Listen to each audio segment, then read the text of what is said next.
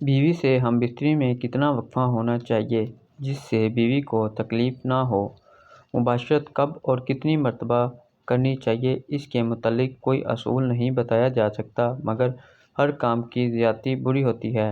کبھی کوئی کام حد سے زیادہ نہیں کیا جانا چاہیے۔ مناسب حد میں مباشرت کرنے پر طاقت صرف نہیں ہوتی اور جسمانی اور ذہنی طور پر تھکاوٹ بھی نہیں ہوتی، مگر مباشرت کی زیادتی ہونے پر جسمانی اور جنسی قوت میں کمی آ جاتی ہے اور جلد ہی تھکان ہو جاتی ہے۔ اگر پوشیدہ اعضاء سے ضرورت سے زیادہ کام لیا جائے تو خود تھک جائیں گے، اور جس طرح بہت تھکے ہوئے گھوڑے کو چاہے جتنا پیٹیں وہ اٹھے گا ہی نہیں۔ یہی کیفیت مباشرت کی زیادتی ہے۔ اس صورت میں مرد کا عضوِ تناسل بھی سخت ہو کر کھڑا نہیں ہو پاتا اور وہ انسان خود کو نامرد سمجھتا ہے، مگر یہ نامردی تھوڑی مدت کے لیے ہے۔ جب مرد کچھ وقفے کے بعد مباشرت کرنے لگتا ہے تو نامردی ختم ہو جاتی ہے۔ اب سوال یہ اٹھتا ہے کہ مباشرت کے وقفے کی حد کیا ہے؟ صحت مند میاں بیوی کو اپنی معمول کی زندگی میں کتنی مرتبہ مباشرت کرنا مناسب ہے؟ حقیقی معنی میں مباشرت کے ساتھ میاں بیوی کی شادی کی مدت، ان کی فطرتی جسمانی قوت، صحت اور قد کاٹ، ذہنی رویہ، سماجی معیار، ذات، ہمیشہ اور ماہواری کے چکر کے ایام پہ ماہواری کے چکر سے 15 روز میں عورت زیادہ مرتبہ مباشرت کی خواہش ہوتی ہے۔ موسم، مثلاً موسم بہار برسات میں امڑتے بادل اور کڑکڑاتی بجلی، موسم کی مست ٹھنڈک، گرمیوں کی دوپہر کا آندھی طوفان اور گرمیوں میں پوری چاند رات کی چاندنی، ایسے ماحول میں جنسی خواہش پوری کر دینے کے لیے کافی ہے۔ ان میں مباشرت کرنے کی خواہش ہوتی ہے۔ شادی کے بعد ابتدائی دنوں میں مباشرت کی ہفتہ وار تعداد سب سے زیادہ ہوتی ہے، اس کے بعد آہستہ آہستہ کم ہو جاتی ہے۔ 25 سے 45 سال کی عمر کا مرد بہت آگے ہوتا ہے۔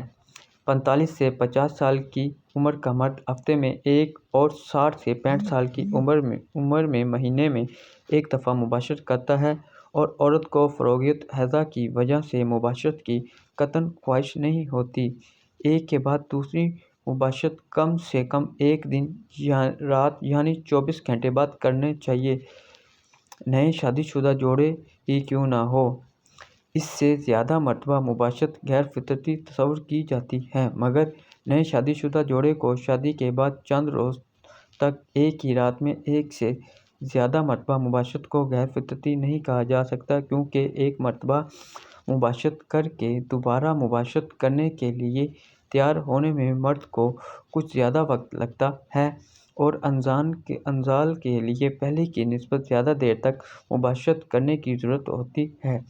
اگر بیوی پہلی مرتبہ مباشرت سے پوری طرح مطمئن نہیں ہو سکی تو دوسری مرتبہ مرد کے دیر سے انزال ہونے سے بیوی کے مطمئن ہونے کا امکان بڑھ جاتا ہے۔